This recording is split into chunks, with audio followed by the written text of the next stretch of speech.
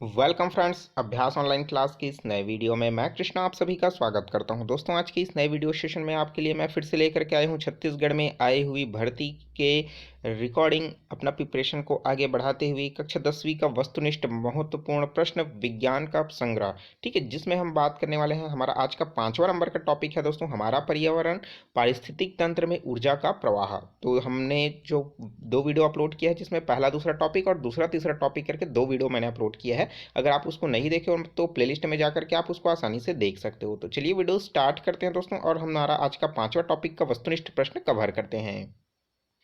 तो हमारा आज का टॉपिक है दोस्तों, हमारा पर्यावरण पारिस्थितिक तंत्र में ऊर्जा का प्रवाह। तो चलिए एक एक करके सभी प्रश्नों को डिस्कस करते हैं। अगर आपको दोस्तों मेरे बताने से पहले अगर आपको आंसर पता हो तो आंसर आप नीचे कमेंट बॉक्स में ज़रूर दे सकते हैं। तो चलिए देखते हैं पहला प्रश्न। आम के एक पेड़ पर लगभग 2234 कीड़े, 56 पक्षी और 3 सांप रहते हैं, तो ऊर्जा का पिरामिड होगा। तो ऊर्जा का जो पिरामिड होता है दोस्तों, आपने देखा होगा कि त्रिभुजाकार होता है, एक में ऊपर भी होता है, उल्टा होता है, सीधा होता है। ठीक है, तो इसी तरीके से जो यहाँ पर बताया गया है उसमें आप पिरामिड किस तरीके से होगा, सीधा होगा, उल्टा होगा, आयताकार होगा, या फिर निश्चित नहीं किया जा सकता।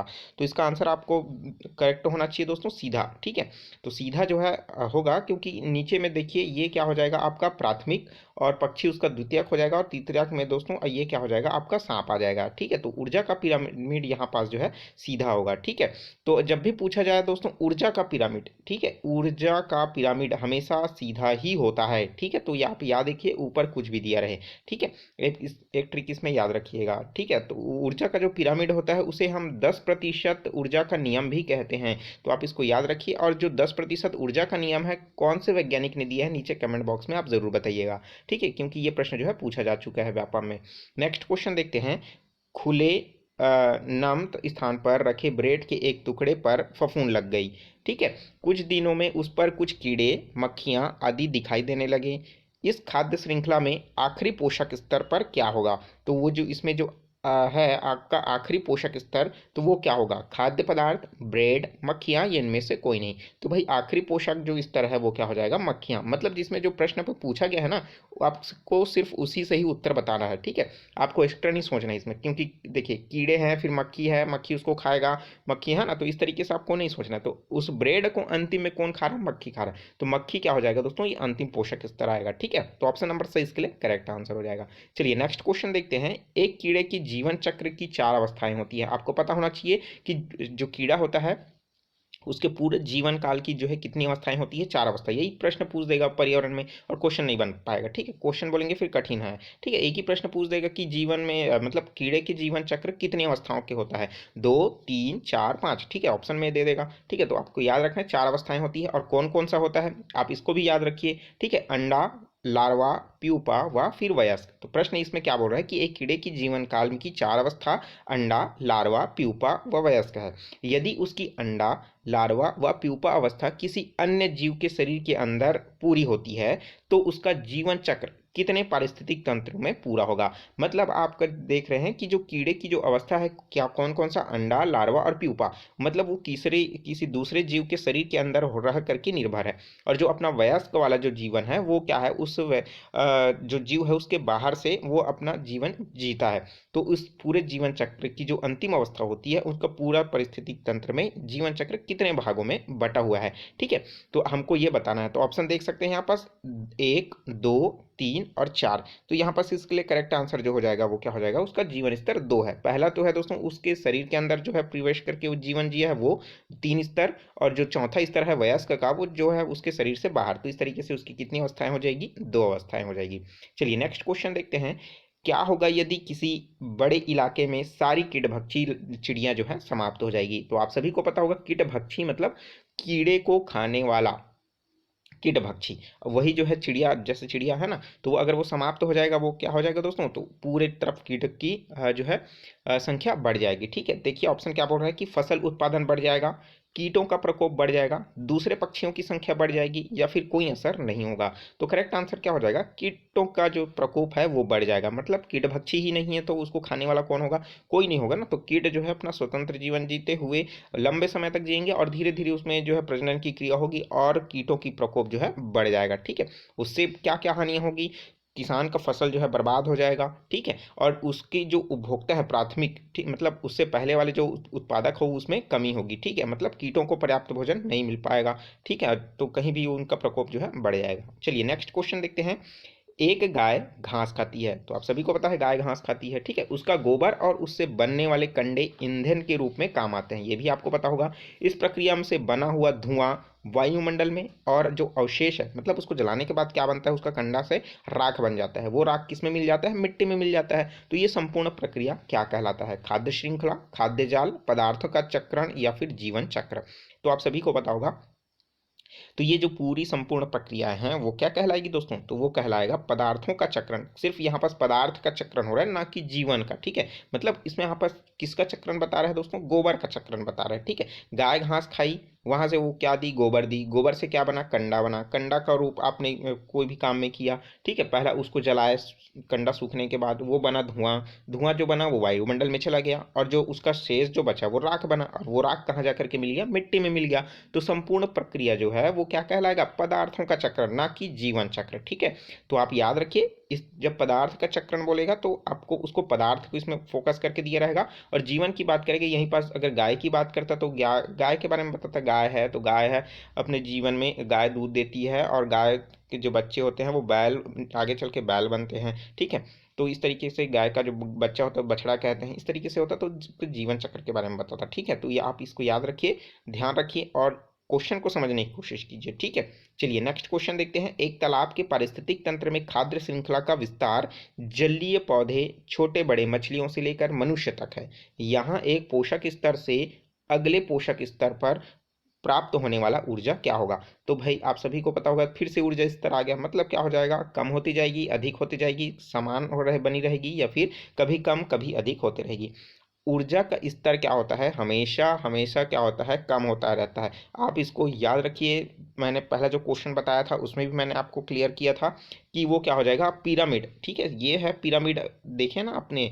तो नीचे वाला स्तर क्या हो रहा है, उसकी संख्या ज़्यादा है, मतलब ऊर्जा बहुत ज़्यादा है, उसके बाद ऊर्जा क्या होती है, लगातार कम होती जाती है, यही है इसमें प्रश्न में पूछा गया। और यही जो है दोस्तों 10% का नियम है, मैं बहुत बार बता रहा हूँ, यही प्रश्न घुमा घुमा करके पूछता है, ठीक है। तो पोषण का स्तर क्या हो जाएगा दोस्तों, कम होता जाएगा, ठीक है। चलिए नेक्स्ट क्वेश्चन देखते हैं।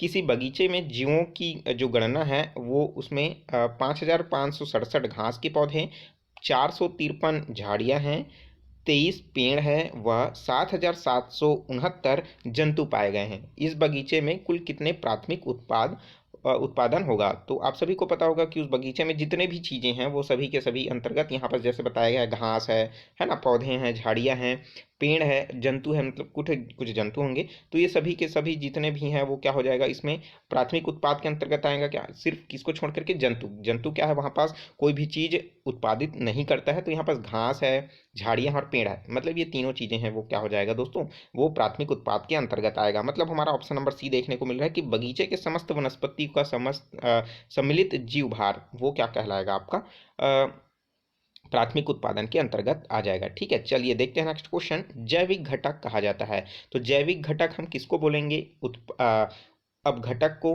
उपभोक्ता को, उत्पाद को, या फिर उपरोक्त सभी को। तो आप सभी को करेक्ट आंसर क्या हो जाएगा दोस्तों, जैविक घटक कहा जाता है, किसको कहा जाता है, उपरोक्त सभी को, जिसमें घटक भी शामिल हो, उपभोक्ता भी शामिल हो, उत्पाद भी शामिल हो, तब हम उसको सभी को मिला करके जैविक घटक कहते हैं, ठीक है। चलिए देखते हैं नेक्स्ट क्वेश्चन। देखिए ये जो प्रश्न है आपका 2019 में पूछा गया है छत्तीसगढ़ में, ठीक है। नेक्स्ट क्वेश्चन है, खाद्य श्रृंखला के उत्पादों एवं उपभोक्ता के विभिन्न स्तरों को क्या कहा जाता है। तो देखिए खाद्य जो श्रृंखला है उसके उत्पादक हैं और उपभोक्ता है, मतलब पहला तो खाना बनाने वाला है और दूसरा जो है खाना खाने वाला है। तो इस तरीके से जिस स्तर होता है उसको क्या कहते हैं, खाद्य जाल, पोषक स्तर, अपघटक या फिर अपमार्जक। तो इसके लिए करेक्ट आंसर जो हो जाएगा वो क्या हो जाएगा दोस्तों, वो हो जाएगा पोषक स्तर, ठीक है। तो पोषक स्तर के बारे में ही बात किया जा रहा है यहाँ पास, तो ऑप्शन नंबर ब इसके लिए करेक्ट आंसर हो जाएगा। चलिए नेक्स्ट क्वेश्चन देखते हैं। मानव निर्मित पारिस्थितिक तंत्र है, तो मानव निर्मित जो पारिस्थितिक तंत्र है वो कौन सा है, वन, तालाब, मछली घर या फिर झील। तो इसके लिए देख सकते हैं आप, पहला तो वन है, वन जो है दोस्तों वो तो जो है प्रकृति के द्वारा निर्मित होती है। ठीक है, मछली घर, तो मछली घर भी आप इसको मानव निर्मित बोल सकते हैं। ठीक है, लेकिन तालाब भी जो है मानव निर्मित ही है, लेकिन ऑप्शन में झील, झील तो नहीं हो सकता। ठीक है, क्योंकि झील जो है प्रकृति के रूप में बना हुआ होता है। ठीक है, तो जो तालाब में जो है ऐसे बहुत सारी जो है पारिस्थितिक तंत्र होती है जो प्रकृति से ही बन जाती है। तो वो जो हमारा मछली घर है, ऑप्शन नंबर सही इसके लिए क्या हो जाएगा, करेक्ट आंसर हो जाएगा। अगर हम लोग बात करें व्यापम की, तो व्यापम में यहाँ पर जो है क्वेश्चन को हटा दिया गया था। ठीक है, और ऑप्शन में था तालाब और दूसरा जो था दोस्तों खेत। ठीक है, तो वहाँ पास खेत को जो है वो ऑप्शन में लिया गया था। ठीक है, नेक्स्ट है ऊर्जा का पिरामिड होता है। ठीक है, तो देखिए फिर से प्रश्न आ गया, ऊर्जा का पिरामिड होता है कैसा, हमेशा सीधा, हमेशा उल्टा, उल्टा व सीधा, या इनमें से कोई नहीं। कमेंट आप नीचे नीचे दीजिए। ठीक है, क्योंकि इसका आंसर तो मैंने पहले ही बता दिया है। ठीक है, उम्मीद करता हूँ आप बिल्कुल सही जवाब देंगे। ठीक है, चलिए नेक्स्ट क्वेश्चन देखते हैं, पारिस्थितिक तंत्र में ऊर्जा की मुख्य स्रोत क्या है। तो कोई भी पदार्थ, मतलब कोई भी चीजें हैं जिनका ऊर्जा का प्रमुख स्रोत क्या होता है, हमेशा सूर्य होता है। ठीक है, ऑप्शन में सूर्य दिया है तो सूर्य को ही मारना है। ठीक है, भोज्य पदार्थ, हरे पौधे, उपरोक्त सभी, तो आप कंफ्यूज नहीं होना है कि ऊर्जा का मुख्य स्रोत क्या होता है दोस्तों, हमेशा सूर्य ही होता है। चलिए नेक्स्ट क्वेश्चन देखते हैं, सूर्य, हरे पेड़ पौधे, हिरण और शेर, तो इसके लिए हमको ये बताना है कि उपरोक्त खाद्य श्रृंखला में ऊर्जा का प्रमुख स्रोत क्या है। तो मैंने थोड़ी देर पहले अभी बताया कि ऊर्जा का प्रमुख स्रोत जब दिया रहेगा स्टार्टिंग में सूर्य, तो सूर्य ही हमारे लिए क्या हो जाएगा, करेक्ट आंसर हो जाएगा। ऑप्शन नंबर ब इसके लिए करेक्ट आंसर हो जाएगा। नेक्स्ट क्वेश्चन है आपके लिए, आप मुझे कमेंट करके बताइए कि इसका राइट आंसर क्या हो जाएगा। सूर्य, धान, चूहा, सांप, उपरोक्त खाद्य श्रृंखला में ऊर्जा का प्रमुख स्रोत क्या है, सूर्य, धान, चूहा या फिर सांप। तो इसके लिए करेक्ट आंसर आप मुझे कमेंट बताइए, बहुत ही सिंपल सा, चुटकियों में आप इसे सॉल्व कर लेंगे। चलिए नेक्स्ट क्वेश्चन है, अजैविक घटक कौन सा है। तो अजैविक घटक हमको बताना है, अजैविक, मृदा, जल, वायु, उपरोक्त सभी। तो आप सभी को पता होगा इसका करेक्ट आंसर क्या होगा। तो भाई इसका जो करेक्ट आंसर है वो क्या हो जाएगा, उपरोक्त सभी, क्योंकि जो मृदा है वो उसमें खुद में क्या है, वो एक प्रकृति के रूप में है। ठीक है, जल और वायु ये भी सभी के सभी जीव इसमें शामिल नहीं होते, हालांकि उसमें सूक्ष्म जीव उपस्थित होते हैं, हवा में भी होते हैं, जल में भी सूक्ष्म जीव होते हैं, मृदा में भी होते हैं, लेकिन ये अजैविक घटक के अंतर्गत आता है। तो उपरोक्त सभी, ऑप्शन नंबर द इसके लिए करेक्ट आंसर हो जाएगा। ठीक है, तो दोस्तों हमने 15 क्वेश्चन इस वीडियो में कवर किया। 15 में से कितना का क्वेश्चन आपको पता था, नीचे कमेंट बॉक्स में जरूर बताइएगा। लगातार हम प्रिपरेशन कर रहे हैं दोस्तों, हमारा आज का ये 5वां नंबर का टॉपिक था। 6वां नंबर का जो टॉपिक है हमारा वो हम फिजिक्स का लेंगे, विद्युत धारा और परिपथ से रिलेटेड, और वहीं से हम क्वेश्चन करने वाले हैं, तो वहीं से हम क्वेश्चन आंसर सॉल्व करेंगे। और लगातार जो दोस्तों आप मुझसे जुड़े रहिए, चैनल को अभी तक आपने सब्सक्राइब नहीं किया है जरूर सब्सक्राइब करके नोटिफिकेशन बेल आता है जरूर ऑन कर लीजिए, क्योंकि इसी तरीके का ज्ञानवर्धक वीडियो आपके लिए प्रतिदिन आता रहेगा। ठीक है, और कोई भी सवाल हो, कोई भी डाउट हो, या मैंने कोई गलत आपको इन्फॉर्मेशन दिया हो, तो उसको बिल्कुल आप नीचे कमेंट बॉक्स में दे सकते हैं। ठीक है, तो चलिए दोस्तों मिलते हैं नए वीडियो में नए जानकारी के साथ, तो मुझे दीजिए इजाजत, take care, all the best, जय हिंद।